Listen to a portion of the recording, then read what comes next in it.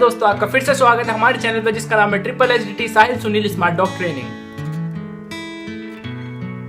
दोस्तों, ये वीडियो हम उदय भाई के कहने पे और एक और भाई उन्होंने कमेंट किया था, उनके कहने पे हम प्ले बाइटिंग की वीडियो लेके आए हैं। उनका कहना ये था कि उनका डॉग प्ले बाइटिंग कर रहा है, तो इस वजह से उन्होंने हमसे सॉल्यूशन मांगा था। तो हमने कहा था उन्हें हम वीडियो बना के देंगे। तो प्ले बाइटिंग की डिमांड ज़्यादा थी, इस वजह से हम इस वीडियो को जल्दी लाए हैं दोस्तों। तो वीडियो पर बने रहिए। दोस्तों, मेरा नाम है साहिल और आपको मैं इस वीडियो में बताऊंगा कि कैसे आप अपने छोटे से पपी को या फिर एक एडल्ट अपने डॉग को कैसे आप बाइटिंग से रोक सकते हैं। तो दोस्तों, इस वीडियो में मैं आपको पहले रीजंस बताऊंगा उसके क्या क्या होते हैं, फिर बताऊंगा कि टाइप्स ऑफ बाइटिंग कौन कौन से टाइप की बाइटिंग होती है, और फिर उसके बाद मैं बताऊंगा उसके कुछ सॉल्यूशंस जो कि आपको फॉलो करने हैं। तो दोस्तों, अगर आप मेरे बताए हुए सॉल्यूशन को फॉलो करेंगे तो आप 100% अपनी पपी या फिर अपने एडल्ट डॉग की बाइटिंग को ख़त्म कर सकते हैं। और दोस्तों, अगर आपने अब तक हमारे चैनल सब्सक्राइब नहीं किया है तो आप नीचे सब्सक्राइब लिखा हुआ है, वहाँ से आप सब्सक्राइब कर सकते हैं। और मैं आपसे ये कहना चाहता हूँ कि आप सब्सक्राइब करिए, क्योंकि हम इस चैनल पे बहुत सारी नई नई चीज़ें बताते हैं। और दोस्तों, आप हमारी प्लेलिस्ट देख सकते हैं यूट्यूब की, उसमें हमने आपको बहुत चीज़ें बताई हैं। सिट डाउन, स्टे और फूड परमिशन बताया आपको, और गार्ड ट्रेनिंग बताई है बेसिक, और भी बहुत सारी चीज़ें बताई हैं। तो आप वहाँ जाके एक बार आप देख लीजिए। उसके बाद अगर आप सेटिस्फाई है हमसे अब तक हमारे वर्क से, तो आप नीचे सब्सक्राइब कर सकते हैं। तो दोस्तों, इससे पहले कि मैं आपको बताऊं कि कौन कौन से रीजंस होते हैं बाइटिंग के, उससे पहले मैं आपको बताऊंगा कि कौन कौन से टाइप की बाइटिंग होती है। तो पहली टाइप की बाइटिंग होती है वो होती है प्ले बाइटिंग, और दोस्तों दूसरे टाइप की जो बाइटिंग होती है वो होती है एंगर बाइटिंग। तो दोस्तों, अब ये होती क्या क्या है वो मैं आपको अभी बताता हूँ। तो दोस्तों, पहली जो मैंने आपको बताई प्ले बाइटिंग, वो ये होती है जब भी आप अपने डॉग के साथ खेलते हैं, उसके खेलने के समय पे तो वो करता क्या है, वो आपके हाथ को पकड़ता है, वो आपके कपड़ों को खींचता है। तो दोस्तों, ये होती है प्ले बाइटिंग। और दोस्तों, एंगर बाइटिंग होती है जब कोई स्ट्रेंजर आपके घर पे आता है, वो आपके डॉग को छूने की कोशिश करता है, या फिर आप कहीं बाहर घूमने जाते हैं, तो जब आपका डॉग काटने की ओर चलता है गुस्से में किसी को, तो उसी को कहते हैं कि हम एंगर बाइटिंग। तो एंगर बाइटिंग का हिंदी में मतलब है जब गुस्से में काटता है डॉग। तो दोस्तों, अभी हमने आपको बताया कि कितने टाइप की बाइटिंग होती है। अब आगे जाके हम आपको उसके रीज़न बताने जा रहे हैं। दोस्तों, प्ले बाइटिंग की कुछ वीडियोस हैं जो कि आप देख सकते हैं। तो ये रही प्ले बाइटिंग की वीडियो।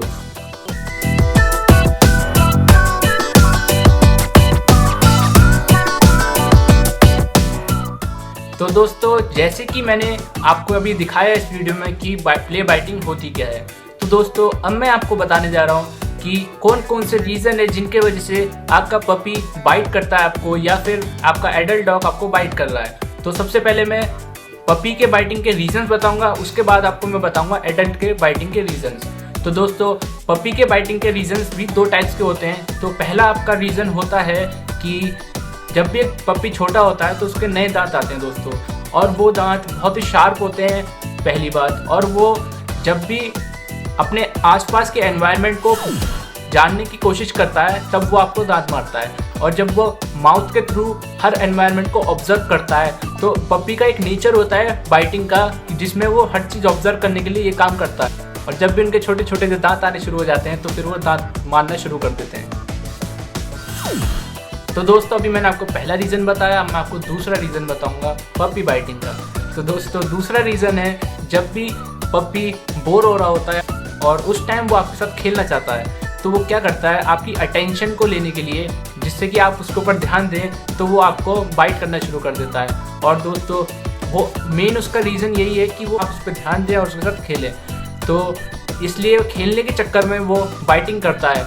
और दोस्तों, ये था आपका दूसरा रीज़न। अब मैं आपको बताऊंगा एडल्ट डॉग्स के क्या रीजंस हैं जिसके वजह से वो बाइटिंग करते हैं। तो दोस्तों, एडल्ट डॉग के कुछ रीजंस हैं, वो ये हैं कि पहला रीज़न ये आ जाता है कि आपने बचपन से अपने पपी को ट्रेन नहीं किया है, और आप बचपन में जब ट्रेन नहीं करेंगे तो उसकी आदत क्या रहेगी, उसकी आदत रहेगी काटने की बड़े होने तक। और दोस्तों, ये प्रॉब्लम जब आगे जाके बढ़ जाती तो होता ही है कि अगर आप उसे पकड़ के इंजेक्शन लगवाना चाह रहे हैं या फिर उसके ऊपर हाथ भी रख रहे हैं तो वो आपका हाथ पकड़ लेता है। तो होता ये है कि आपको शुरू से ही आदत डालनी होती है इन चीज़ों की, लेकिन आप वो आदत आप ट्रेन नहीं कर पाए क्योंकि आपको पता नहीं कि आपको ट्रेन कैसे करना है बाइटिंग का। तो दोस्तों लेकिन आप हमारे टिप्स को फॉलो कीजिए तो आपको ज़रूर फ़ायदा होगा, चाहे वो पप हो या फिर अभी एडल्ट हो चुका है, तब भी उसकी बाइटिंग की प्रॉब्लम ख़त्म हो जाएगी। तो दोस्तों पहला रीज़न यही था। और दोस्तों दूसरा रीज़न ये है जो कि हमने पहले बताया कि वो आपके साथ खेलना चाहता है। जैसे कि पपी आपके साथ खेलना चाहता है, एडल्ट डॉग भी आपके साथ जब खेलना चाहता है तो वो भी आपको प्ले बाइटिंग करते हैं। तो एडल्ट डॉग भी प्ले बाइटिंग तभी करते हैं जब आपने शुरू से प्ले बाइटिंग के बारे में नहीं सिखाया होता है, तभी वो करते हैं। ये एक रीज़न रहता है। तो ये एक दूसरा रीज़न था और अब मैं आपको बताने जा रहा हूँ तीसरा रीज़न।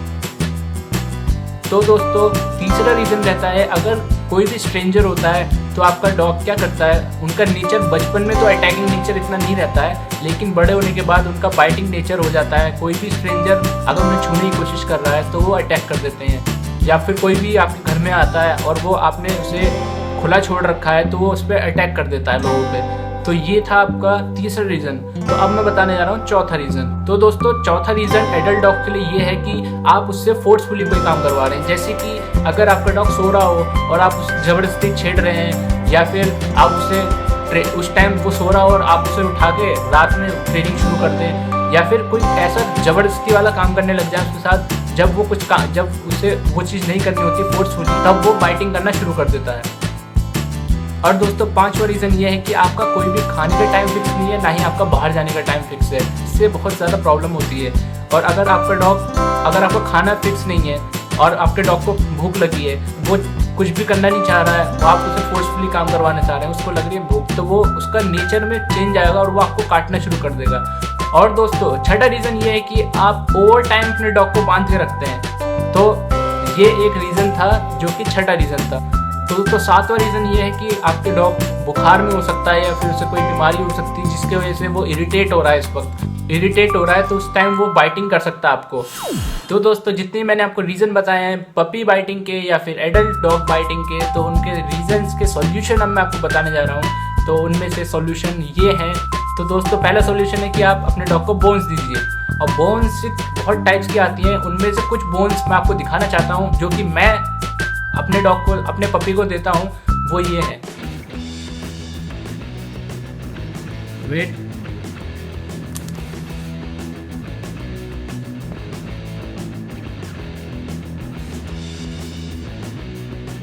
ईट,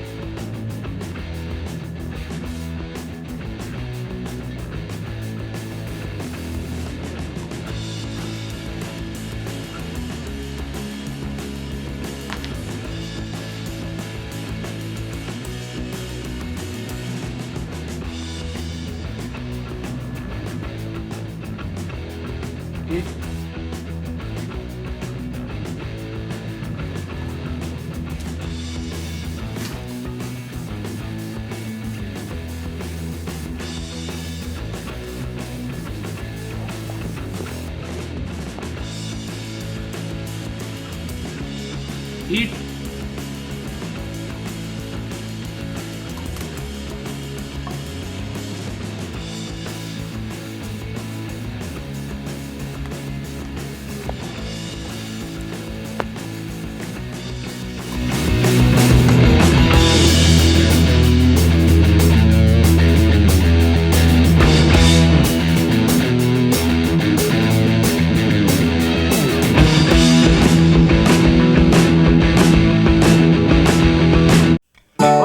बोन आपको कब कब देनी है, आपको सुबह देनी है, शाम देनी है। तो दोस्तों बोन आपको हमेशा अपने डॉग के पास रखनी है। जो मैंने आपको बोन दिखाई वो तो थोड़ी देर में फिनिश कर देता है, लेकिन अब मैं आपको कुछ और, लेकिन आप वो वाली बोन दीजिए, वाइट वाली बोन आती है, आप वो दे सकते हैं।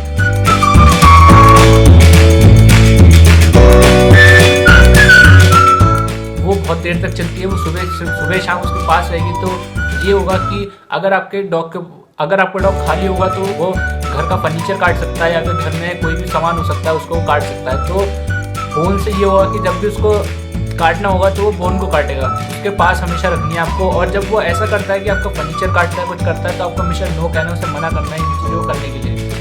ये नहीं है कि आप उसे कुछ नहीं कह रहे हैं, अगर आपने इग्नोर मारा तो आपको आगे जाके प्रॉब्लम हो सकती है। दोस्तों दूसरा रीज़न है टॉयज़। तो दोस्तों आप टॉयज़ खरीद के लाइए अपने पपी के लिए। जब वो छोटा सा होता है तभी से उसके जहाँ पर वो सोता है वहाँ पर उसके टॉयज़ रखिए। जहाँ पर ज़्यादातर टाइम उसे आप रखते हैं उसी जगह आप उसके टॉयज़ रखिए और उससे खिलाइए उसे। जब भी वो आपके हाथ पकड़ने की कोशिश करता है तो उसके आगे टॉयज कर दीजिए, इससे वो टॉय पकड़ ले और फिर उससे ये होगा कि आप उसके वो काट भी नहीं पाएगा आपको और उसकी आदत पड़ जाएगी टॉयज से खेलने की। तो दोस्तों हमेशा टॉयज आप खरीदें ज़रूर, और ये ज़रूरी नहीं है कि आपको पपीज़ के लिए खरीदें। जब आप पपीज़ के लिए आदत डालेंगे तो वो आगे जाके आदत बनी रहेगी टॉयज के साथ खेलने की। और आप एडल्ट डॉग्स के लिए क्या कर सकते हैं, आप रोप आती है वो पेट शॉप से खरीद सकते हैं।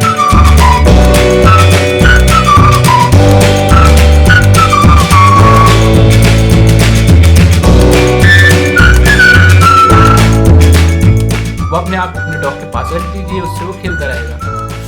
तो दोस्तों तीसरा सॉल्यूशन ये है कि जब भी आपका पपी आपको दांत मारता है खेलते वक्त, तो आप ये कर सकते हैं कि जब भी वो आपको दांत मारा है तो उसे आप पीछे रखिए और उसे मना करिए, आप नो करिए उसे। और उसके बाद अगर वो आपके हाथ से खेलना बंद कर दे तो आप उसे ट्रीट दीजिए। और उसे ये पता चलना चाहिए कि जब मैं काट रहा था तो उन्होंने मेरे को डांटा और नो कहा, और जब मैं नहीं काट रहा हूँ तो वो मेरे को ट्रीट कर रहे हैं। तो ऐसे ये एक तरीका है जिसके वजह से वो आपको काटना कम कर देगा और आगे जाके वो बाइटिंग जो हल्के हल्के कम हुई है वो खत्म ही हो जाएगी एक दिन। तो आप इस चीज़ को करिए कि उसे नो कहिए और मना करिए काटने को।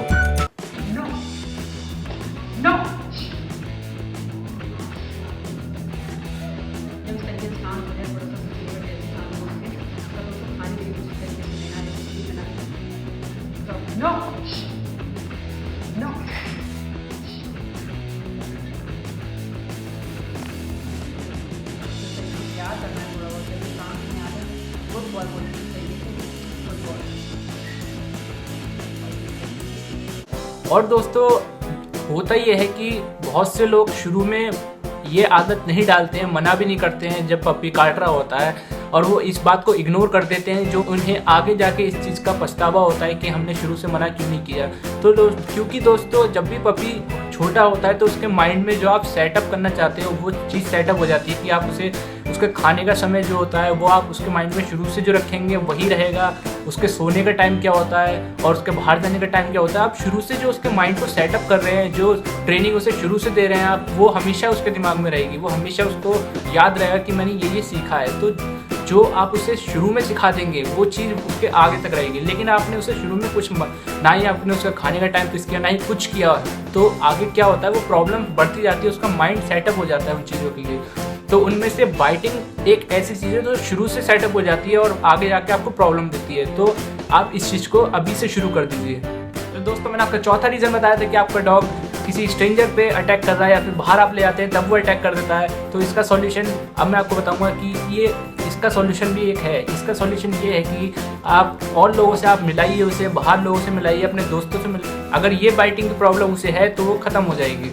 और दोस्तों पांचवा सॉल्यूशन ये है कि आप उसे फोर्सफुली वर्क ना कराएं। अगर उसका कोई सोने का टाइम है तो सोने दीजिए, उसका अगर खेलने का टाइम है उस टाइम उसे खेलने दीजिए, उसके साथ खेलिए। और अगर आप ऐसा ना करें कि उसका सोने का टाइम है तो उसे आप ट्रेनिंग के लिए उठा दें और ये करें वो करें, तो आप उसे फोर्सफुली कुछ मत कराइए। ये एक सॉल्यूशन है कि वो आपको बाइटिंग नहीं करेगा। और छठा रीज़न दोस्तों ये है कि अगर आपका डॉग बीमार है तो उससे होगा ये कि वो आपको बाइट कर सकता है। तो आप क्या कीजिए, जब आपका डॉग बीमार होता है तो ना ही उससे ट्रेनिंग कराइए, ना ही उसके साथ खेलिए और ना ही उसे बाहर घुमाने लीजिए। उसका पहले उसे डॉक्टर को दिखाइए, उसको सही करिए, उसके बाद सब कुछ करिए। दोस्तों सातवां सॉल्यूशन ये है कि अगर आप अपने डॉग को ज़्यादातर बांध के रखते हैं तो होगा ये कि वो आपको बाइटिंग करेगा, बाहर के लोगों को बाइटिंग करेगा। तो आप अपने डॉग को कम से कम बांध के रखिए। ज़्यादा बांधने से उसका इंटरेक्शन नहीं हो पाएगा ज़्यादा लोगों से, जिसके वजह से वो बाइटिंग करना शुरू कर देगा। और ज़्यादा बंदा रहेगा तो इससे ये भी होगा खेल भी नहीं पाएगा। आजकल होता क्या है कि लोग अपने डॉग को ज़्यादातर बांध के रखते हैं क्योंकि वो नहीं चाहते कि घर में आपका डॉग ज़्यादा घूमे और वो ज़्यादा गंदा करे आपके घर। बहुत सारे लोग ऐसे होते हैं जो कि अपने घर के बाहर ही बांध देते हैं अपने डॉग को, पूरे दिन बंधा रहता है, बस घूमने चले जाता है, आके फिर से उसे वहीं बांध देते हैं या फिर उसे छत पे बांध के रखते हैं। अगर उनके घर पे छोटी सी छत है तो उस पर ही बांध देते हैं वो। तो होता ये है कि इस चीज़ से आपके डॉग पे बहुत नेगेटिव असर पड़ रहा है। तो मैं यही कहना चाहूँगा कि कम से कम बांधें आप दिन में। मैं ये नहीं कह रहा कि आप बिल्कुल ना बांधें क्योंकि वो भी गलत है, आप बांधें लेकिन कम बांधें जिससे कि ये प्रॉब्लम आपकी सॉल्व हो सके। और दोस्तों मैं आपको आखिरी सॉल्यूशन बताने जा रहा हूँ जो कि आजकल बहुत सारे लोग नहीं करवा पाते हैं, लेकिन ये चीज़ बहुत असर डालती है डॉग के ऊपर। वो ये है कि आप सुबह और शाम को अपने डॉग को एक्सरसाइज करवाइए। आजकल लोग करते क्या हैं कि वो वर्क में इतने लग जाते हैं कि वो सुबह उठ नहीं पा रहे हैं, अपने डॉग पे ध्यान नहीं दे पा रहे हैं। तो उस चीज़ का बहुत नेगेटिव असर आप पे तो पड़ ही रहा है कि आप रात में जाके काम कर रहे हैं, ये कर रहे हैं, लेकिन आपके डॉग पे सुबह आप घुमाने ले आ रहे हैं तो उसका बहुत असर पड़ता है। क्योंकि अगर आपके डॉग की एक्सरसाइज नहीं हो पाई सही से तो होगा ये, वो घर पे रहेगा और घर पे रहा तो वो बोर होगा, और बोर होने से डॉग्स के अंदर ये चीज़ होती है कि वो डिप्रेशन में चले जाते हैं दोस्तों। जी हाँ, आपका डॉग डिप्रेशन में जा सकता है और इसके कारण आपका डॉग का नेचर ऐसा हो जाए कि वो बाइटिंग करना शुरू कर दे। तो मैं आपसे यही कहना चाहूँगा कि अपने डॉग को ज़्यादा से ज़्यादा एक्सरसाइज करवाइए सुबह शाम के वक्त। तो आप अपने डॉग को टाइम देना शुरू कर दीजिए, क्योंकि आप अपने डॉग को टाइम नहीं दे पा रहे हैं। अगर आपने रेस्पॉन्सिबिलिटी ली है डॉग पालने की तो ये आपका फर्ज बनता है कि अपने डॉग को भी उतना ही टाइम दें जितना कि आप हर चीज़ को टाइम देते हैं। और दोस्तों इस वीडियो में बस इतना ही, और हमने आपको जो सॉल्यूशन बताए उनको आप फॉलो कीजिए और ये 100% आपकी बाइटिंग की प्रॉब्लम को सॉल्व कर देगा। और दोस्तों आपने अभी तक अगर हमारे चैनल सब्सक्राइब नहीं किया है तो आप नीचे से प्लीज़ सब्सक्राइब कर दीजिए, जिससे कि आप और हमारे बीच में एक कनेक्शन रहेगा, जिससे हम आपको नई नई चीज़ें सिखा सकते हैं और आप हमारी वीडियो को देख के सीख सकते हैं। और दोस्तों अगर आपको कोई भी प्रॉब्लम आ रही है तो आप नीचे कमेंट में ज़रूर लिखिए, ये हम आपकी प्रॉब्लम को ज़रूर सॉल्व करेंगे। और दोस्तों हमारे साथ हमेशा बने रहने के लिए और इतने सारा प्यार देने के लिए शुक्रिया। हमें बस आपके सपोर्ट की ज़रूरत है। आप क्या कीजिए, आप वीडियो को लाइक करिए, आप अपने कोई दोस्त अगर प्रॉब्लम फेस कर रहा है तो उसको आप सजेस्ट करिए हमारे चैनल के बारे में, जिससे कि हम उसकी भी प्रॉब्लम सॉल्व कर सकें, हमारा जो चैनल है वो ग्रो करे, जिससे कि हम ज़्यादा से ज़्यादा लोगों से जुड़ सकें। दोस्तों आप हमारी वीडियो को ज़रूर शेयर करें और हमारे साथ अब तक बने रहने के लिए, हमारी वीडियो को देखने के लिए हम आपका शुक्रिया करते हैं दोस्तों। धन्यवाद दोस्तों।